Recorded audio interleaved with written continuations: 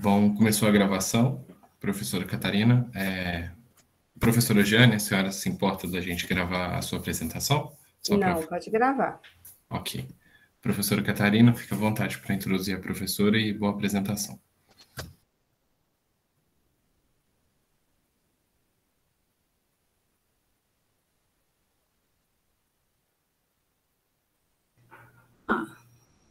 Tá ok? Tá ok? Tá certinho. Tá joia. Tá ouvindo? Tá ouvindo, Jane? Sim. Eu não estou te ouvindo, Jane. Não, é eu que desliguei a caixa de som, por isso que estava dando eco. Pode falar de novo, só testar aqui. Teste. Tá me ouvindo? Ok.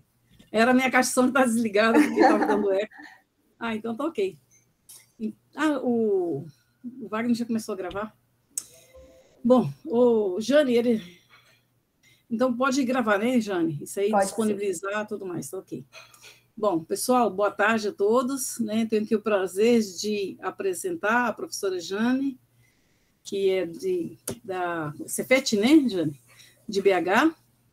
A Jane fez a graduação, né, em Ouro Preto, o mestrado em Viçosa e o doutorado na UFMG. Né? Então, ela vai falar para vocês modelos logaritmos de foliações holomorfas no plano. A gente pode ficar à vontade, tem 50 minutos, mas ainda mais 10 minutos ainda para quem quiser fazer pergunta, ok? Ok. Boa tarde, pessoal. Muito obrigada a todos, né, pela organização. Obrigada, em especial, a Catarina, pelo convite. Eu vou falar um pouquinho sobre um trabalho que eu desenvolvi com o professor Rogério Moll, da UFMG, que é sobre os modelos logarítmicos de foliações holomorfas no plano.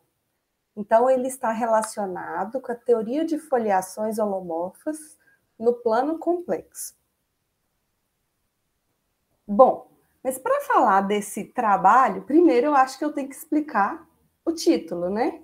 Eu vou explicar o que é um modelo logarítmico, o que é uma foliação holomorfa no plano.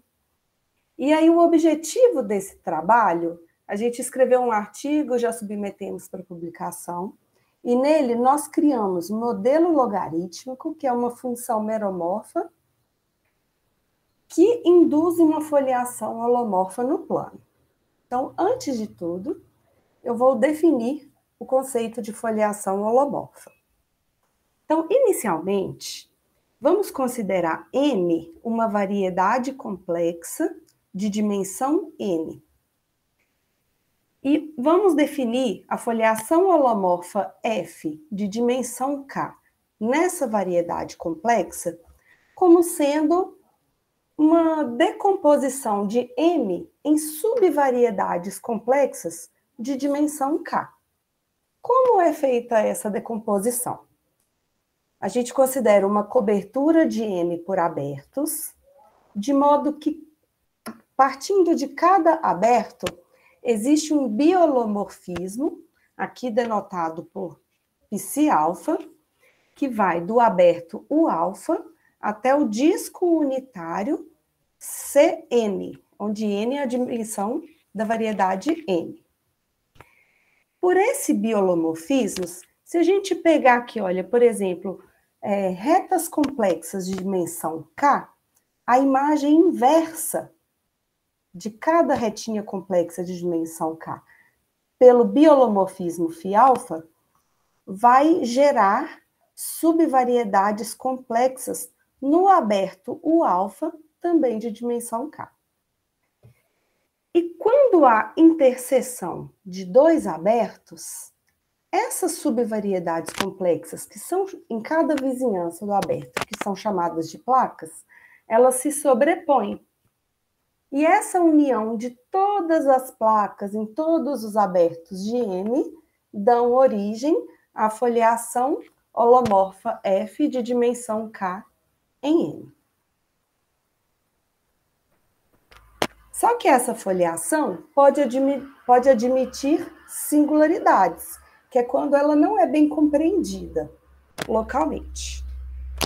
De modo geral, a gente pode definir uma foliação holomorfa singular F numa variedade complexa M quando a gente considera S um conjunto singular dessa foliação, e a foliação na parte regular, que é a foliação restrita a N menos esse conjunto singular, ela está definida como eu acabei de apresentar para vocês. E nesse caso, o conjunto S de pontos singulares da foliação de F em N sempre tem que ter codimensão maior ou igual a 2. Então, no caso em que M é uma variedade complexa de dimensão 2, por exemplo, o C2, para que o conjunto singular da foliação F em C2 atenda a essa condição de ter codimensão maior ou igual a 2, então F tem que ter, no máximo, singularidades isoladas em C2. Então, como estamos falando em singularidades pontuais isoladas de uma foliação em C2, aqui eu denotei a singularidade como sendo na origem, mas pode ser em qualquer ponto isolado de C2. Então, a gente pode realizar o processo de dessingularização dessa foliação localmente no ponto singular. Esse processo de dessingularização, ele depende desse processo de blow-up ou explosão da variedade C2 no ponto singular. E essa explosão, ela consiste de substituir o ponto singular da foliação por uma reta projetiva complexa, que, na verdade, é a reta projetiva P1, que consiste de todas as direções complexas. E a superfície explodida, ela vai ser o C2 menos o ponto singular, união com a reta projetiva. Então, irei denotá-la como C2'. Se tiver outro ponto singular da foliação, a gente continua explodindo e assim por diante. Então, nós vamos, a partir de agora, denotar essa reta projetiva por D, que vai representar o divisor excepcional da explosão. Esse morfismo π, ele é um isomorfismo fora do divisor e fora da origem. Então, π restrito à superfície explodida menos o divisor é um isomorfismo, é isomorfo ao C2 menos aquele ponto singular. E o π do divisor é o ponto singular.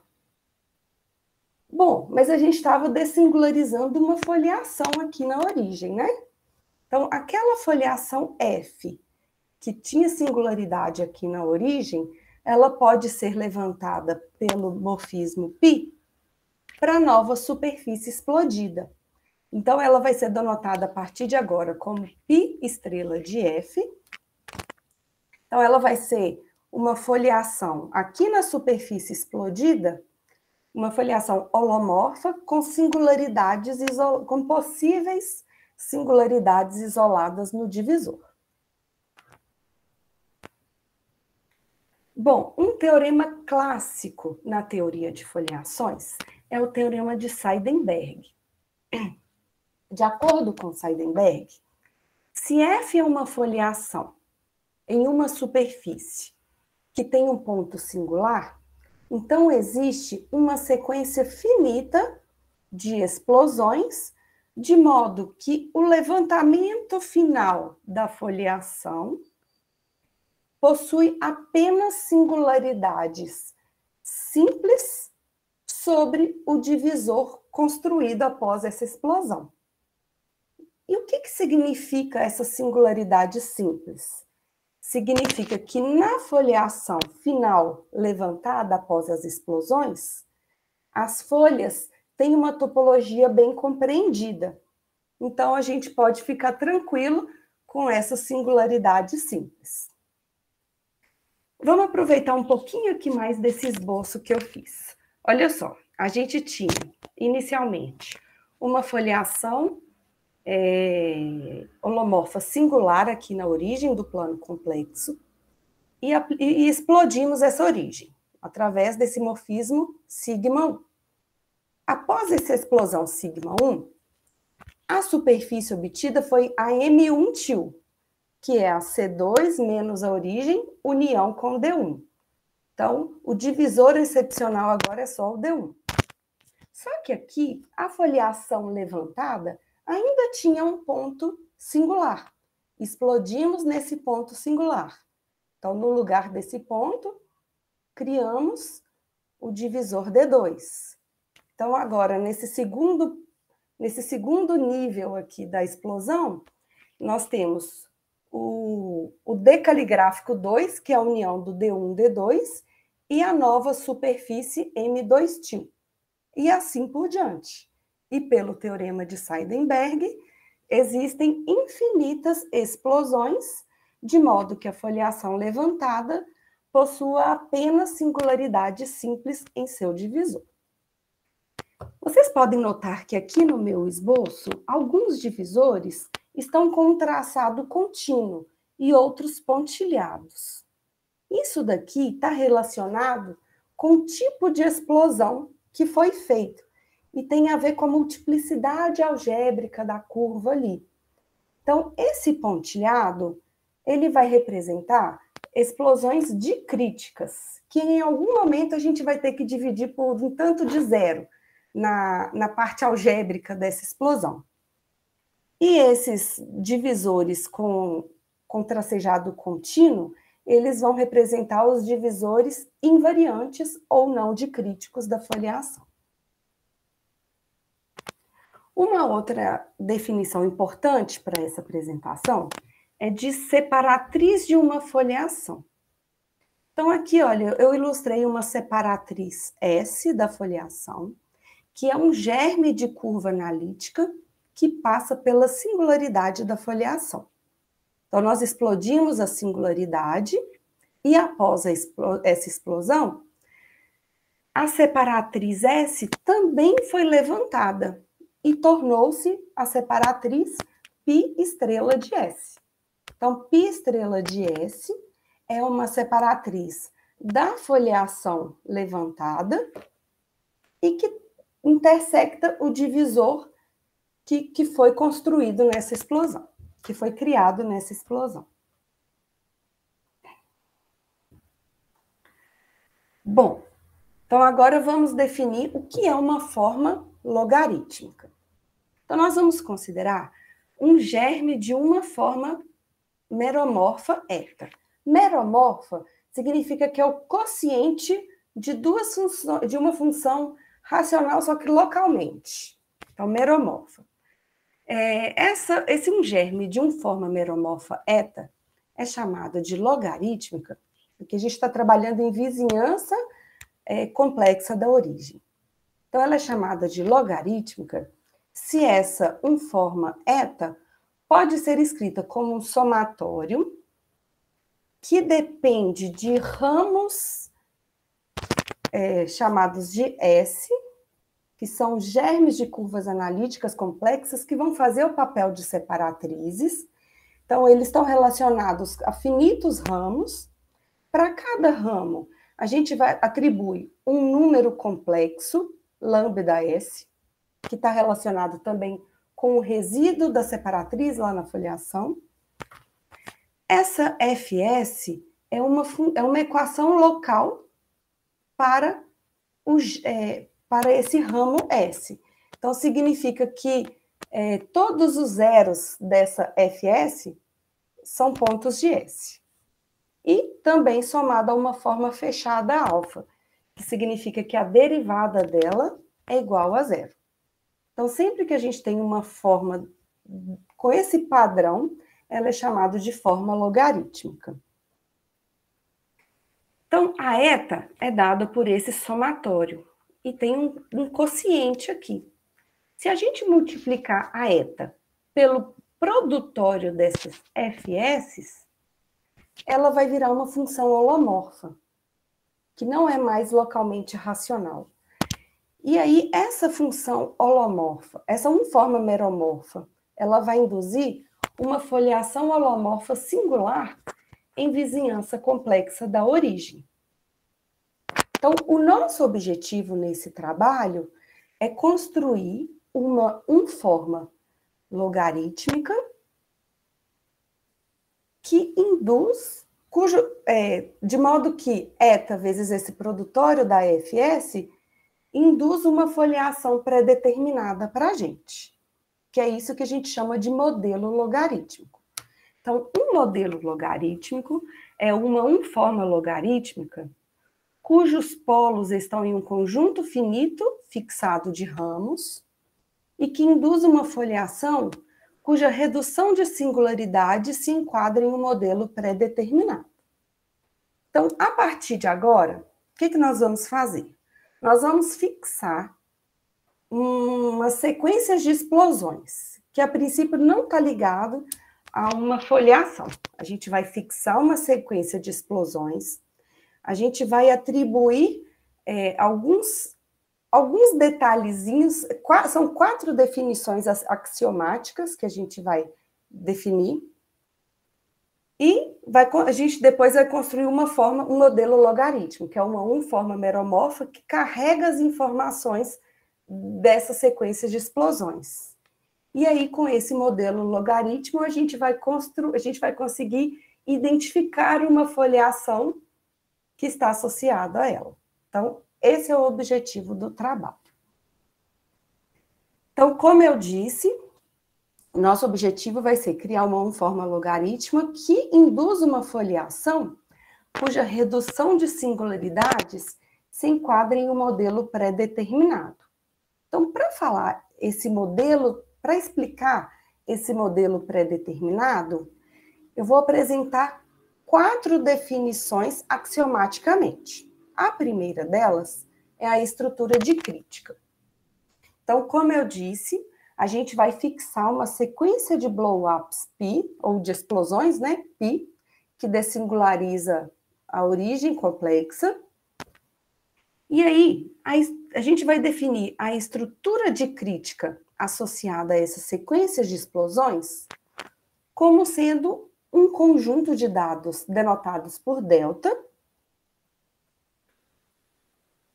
que ele é formado por divisores da explosão.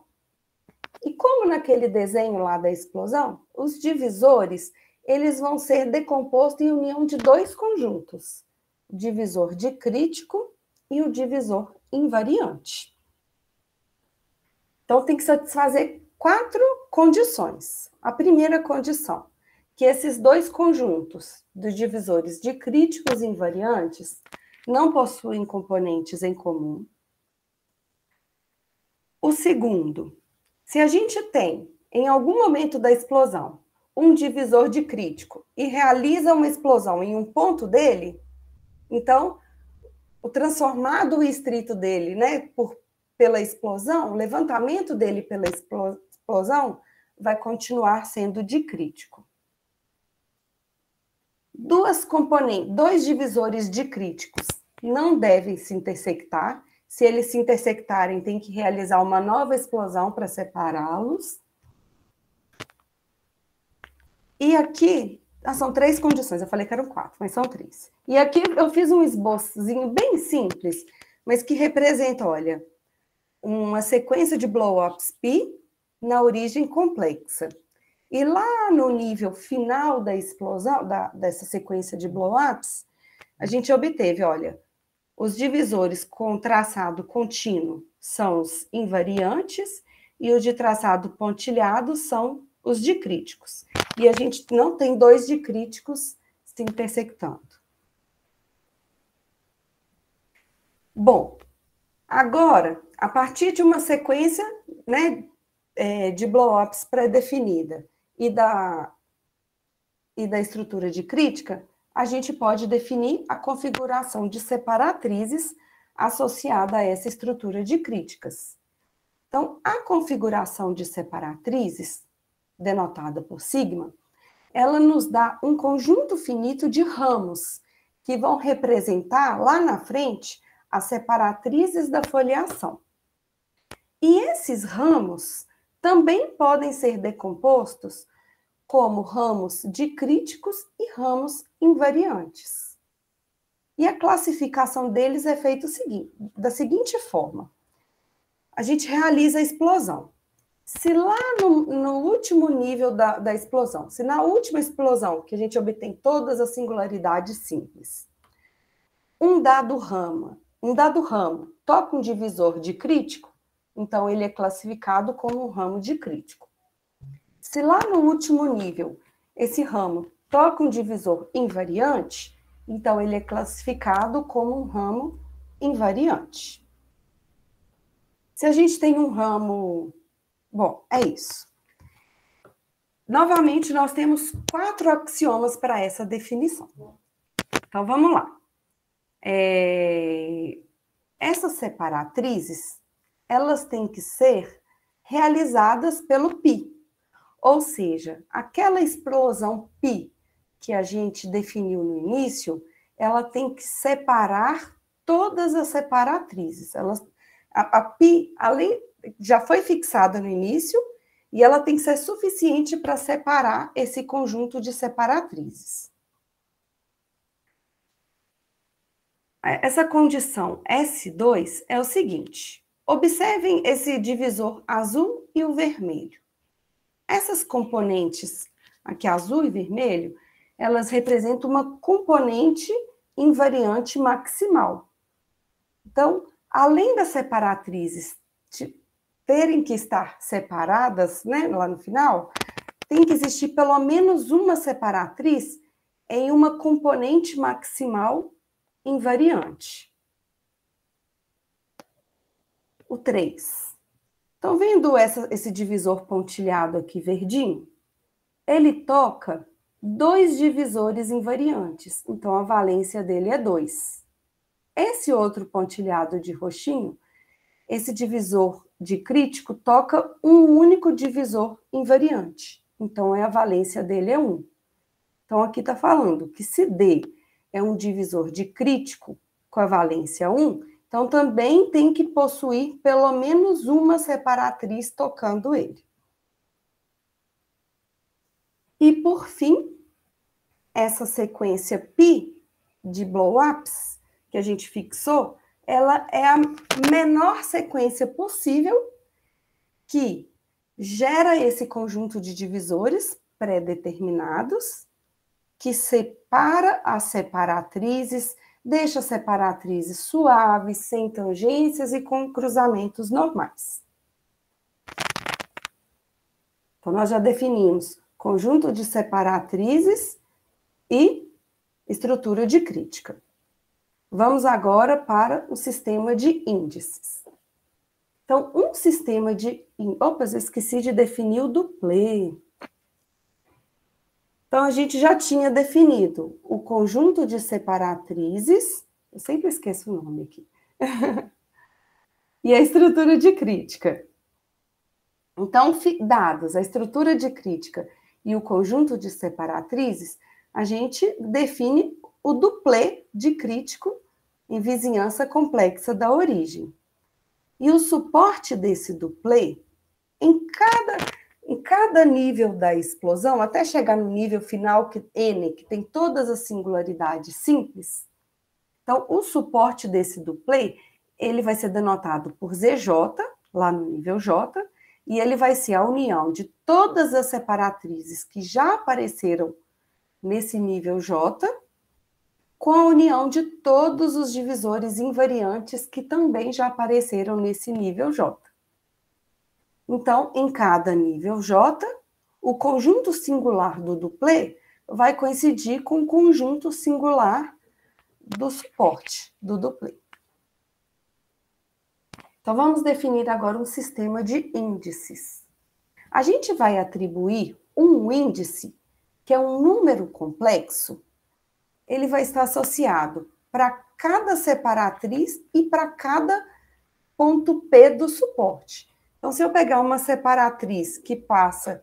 então, o ponto P está no suporte, e a gente vai definir o índice em cada ramo local, cada separatriz que passa por P. Então, ele é um número complexo que satisfaz as seguintes condições. Primeiro, ele obedece à lei de transformação do blow-up. Aqui eu coloquei um desenho para tentar explicar mais ou menos essa relação. É o seguinte, aqui nós tínhamos uma separatriz S passando pelo ponto P. Então, aqui a gente pode calcular o índice de P em S. Só que P era um ponto singular, a gente explodiu, aí gerou esse divisor azul. A separatriz S foi levantada nessa separatriz S-til, que toca o divisor azul. Então, a gente está no ponto P-til.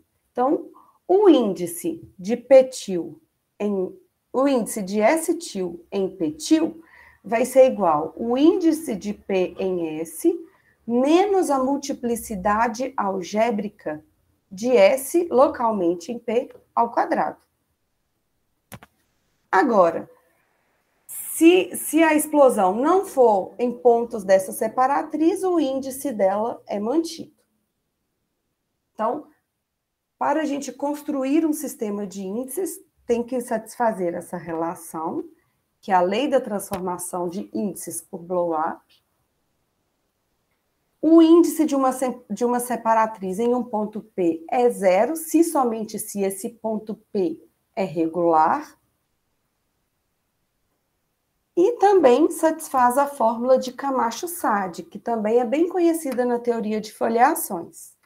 Segundo a fórmula de Camacho-Sade, ela é sempre válida para foliações, né? Aqui a gente tem um sistema que ainda não está associado a uma foliação, mas a gente quer que esteja. Por isso que a gente exige que valha essa condição. Então, segundo a fórmula de Camacho-Sade, a somatório dos índices em um divisor D, para todo ponto P do divisor, ele vai coincidir com o número de autointerseções desse divisor. E, por fim, se a gente tem dois ramos que passam por um mesmo ponto singular, o índice desses ramos localmente no ponto P de interseção vai ser 1 igual ao inverso multiplicativo do outro. Então, aqui no desenho, olha, a gente tem um ponto P que está no divisor DI e na separatriz SI. Então, o índice da separatriz SI em P é o inverso multiplicativo do índice do divisor DI em P. Então, essa é a regra da singularidade simples. Bom, então, se a gente consegue atribuir índices para curvas do suporte e para cada ponto P ali passando por ela, a gente que satisfaz essas 4 condições, a gente acrescenta o sistema de índices ao duplê. Então, a gente constrói o triplê de crítico em vizinhança complexa da origem. Então, foi adicionado o sistema de índices ao duplê. E, por último, a última definição, né, axiomática do sistema de resíduos. Então, dado um duplê de crítico em vizinhança complexa da origem, a gente vai definir um sistema de resíduos para ele, que vai ser denotado por lambda.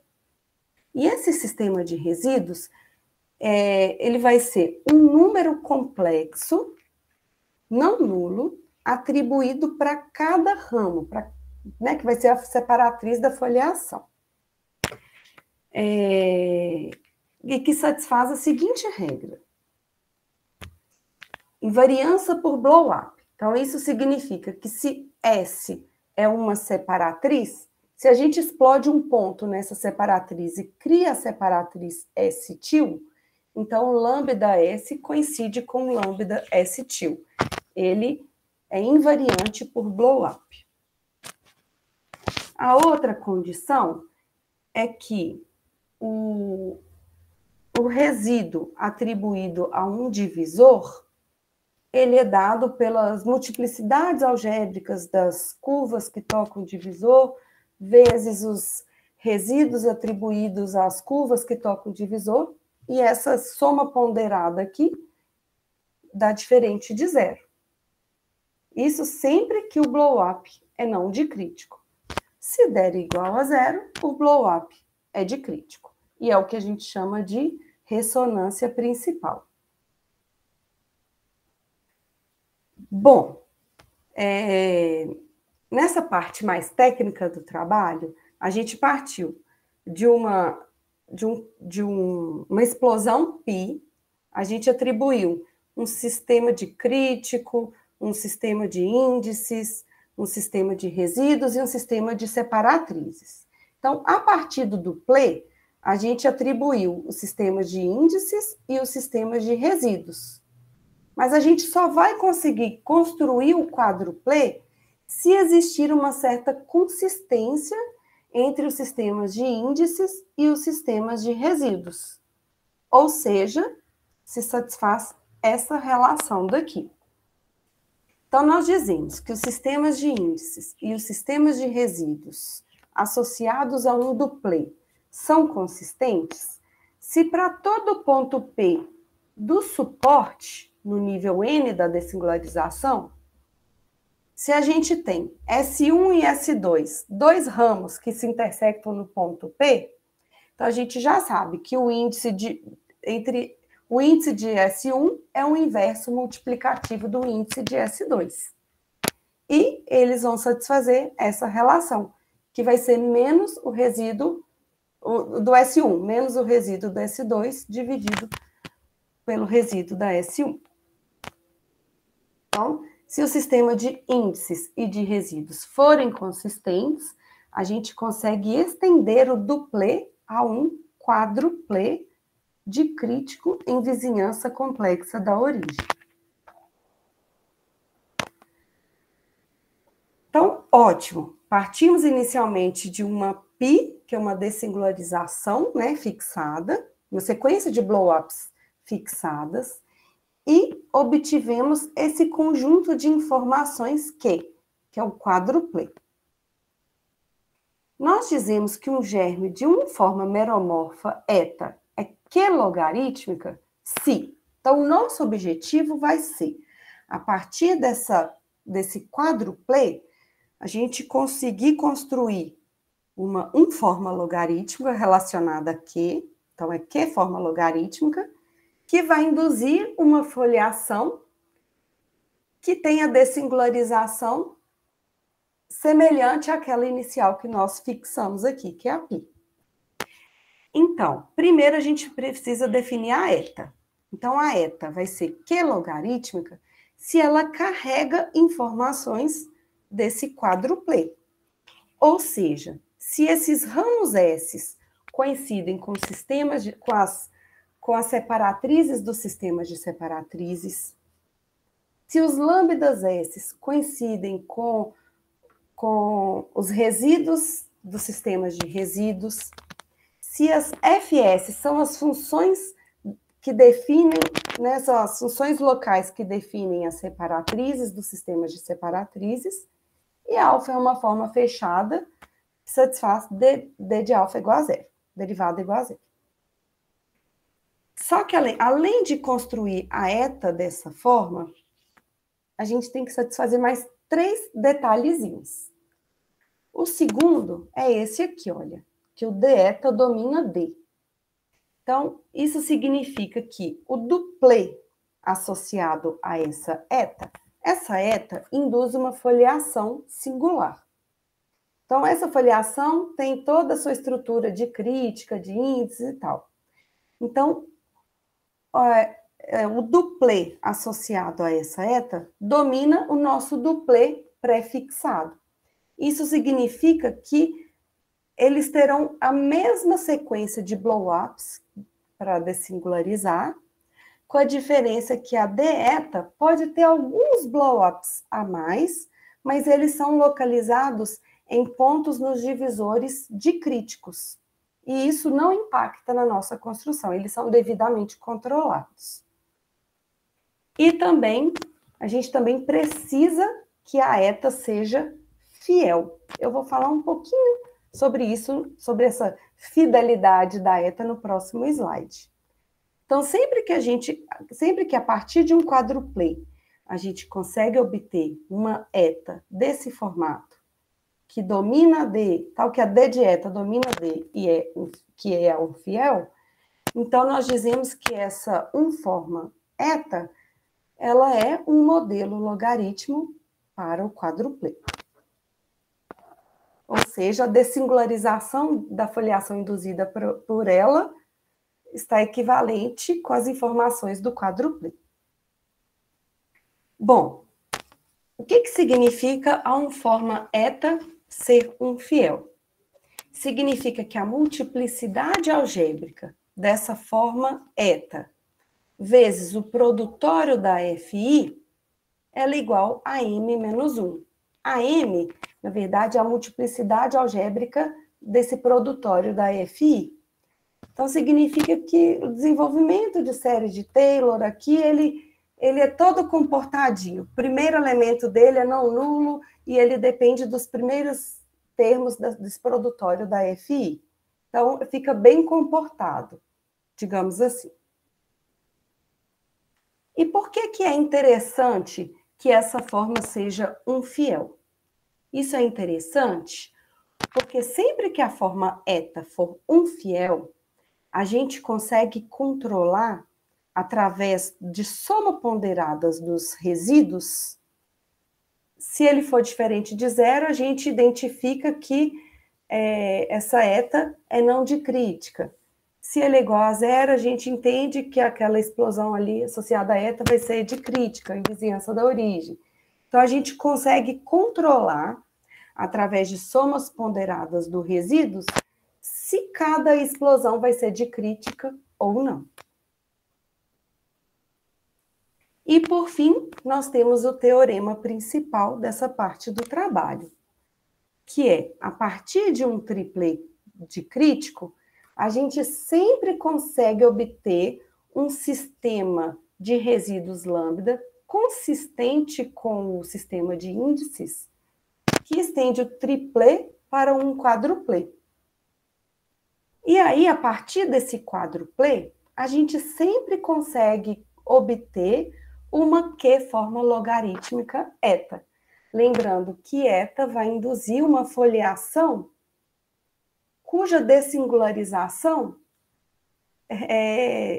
contém todos esses elementos dos sistemas de índices, resíduos, separatrizes e divisores pré-estabelecidos.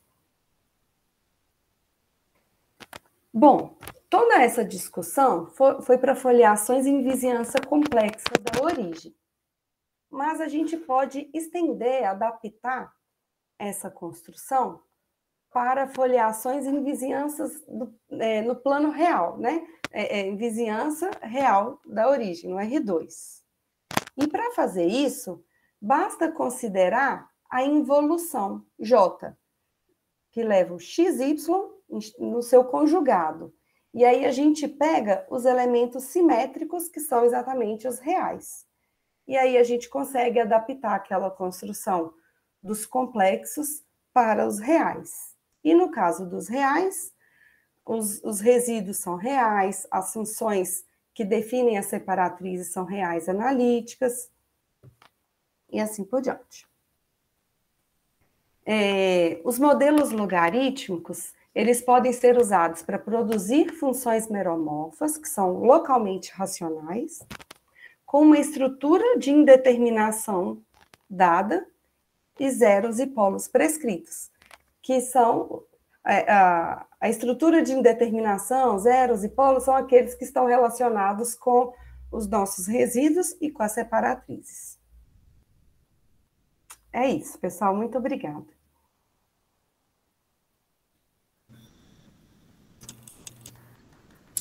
Oi, Jane, muito obrigada. Primeiro, vamos perguntar aqui se alguém tem alguma pergunta. Alguém levantou? Deixa eu aumentar aqui para eu poder ver se...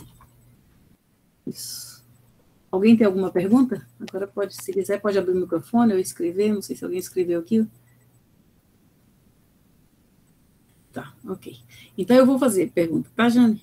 Uma pergunta bem básica, porque como foge muito da minha linha, é porque eu estou aqui discutindo. Esse blow up que você fala, que essa explosão, eu estou tentando entender aqui, já buscando para ver, porque está no complexo, né? Como que é feito isso mesmo de uma forma bem...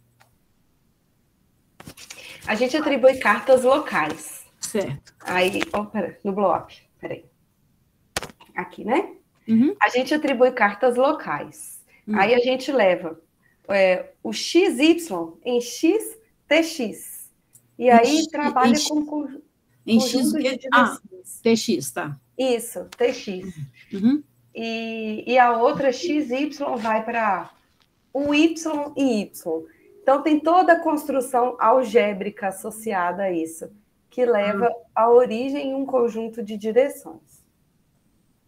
E quando a gente faz essa substituição de XY, que é o complexo, para o XTX, x, tx, a gente substitui o Y por tx. Aí pode ter um momento que a gente cancela um tanto de x, aí pode ser que cancele de novo, aí quando tem que cancelar de novo, dá explosão de crítica. Quando só tem que cancelar uma vez, dá explosão não de crítica. E toda essa estrutura algébrica por trás disso. Ah, tá. Então é uma questão mais algébrica, né? Isso. Uhum. Eu estava imaginando como você explode se você, no caso aí que você estava fazendo aquelas figuras, se você juntava, né, aquele feixe, alguma coisa que... Tem um que você tem aí, umas retas, se você juntava, se nessa explosão, né, olhando a parte geométrica, né, para ver se juntava tudo isso, se acaba trazendo nesse ponto, nesse caso aí, e você junta, então, suas retas. Acontece Isso. uma coisa assim mesmo, então? Mais ou menos assim, olha. É nesse desenho que você está falando? Sim, exato. Ok. Nesse desenho aqui, ó, essa pi, ela é uma sequência de todos aqueles blow-ups pontuais. Certo. Então, para cada blow-up adicional, a gente incluiu um divisor. Mas considerando a composição deles, esse π leva esse conjunto de divisores na origem, que é o ponto singular. Então, de qualquer forma, ele puxa na origem. E esse π leva, por exemplo, essa separatriz azulzinha mais deitadinha, nessa outra. Certo. A separatriz são sempre curvas invariantes aqui, ó, curvas analíticas em C2 em vizinhança da origem. E elas podem ser explodidas. Então, para cada blow-up, pode aparecer uma delas também. Tá ok. Uma outra pergunta. O que você chama de biholomorfa? Biholomorfismo? Seria holomorfa nas duas? Isso. Ah, tá. As duas variáveis. Porque no complexo, não seria no real, no complexo, né? É porque você não escreveu, você só falou, né? Só falei. Mas, ok. Então tá jóia. Gente, mais alguém? Alguma pergunta? Senão vamos todo mundo abrir o microfone para a gente agradecer a Jane. Jane, muito obrigada. Então, vamos agora, vamos tirar a tradicional fotinha com a Jane, né? Que já que nós podemos tirar aqui a sua foto, né? Aí todo mundo abrindo a câmera, por favor. Ai, peraí, então. Quero tirar a sua apresentação, que daí a gente fica mais grande. A gente vai ficar maior um pouco, né? Ótimo. Walter, você faz aí? Quer que eu descompartilhe a tela? Não, acho que já está descompartilhado. Já está. Clarice já está, né? Clarice, tudo bom? Vamos lá, então. Aí mais alguém? Tá ok. Então pode todo mundo fazendo pix aí.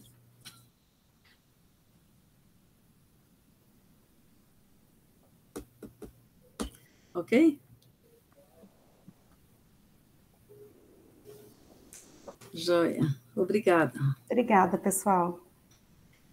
Muito bem, Jane. Muito obrigada, viu?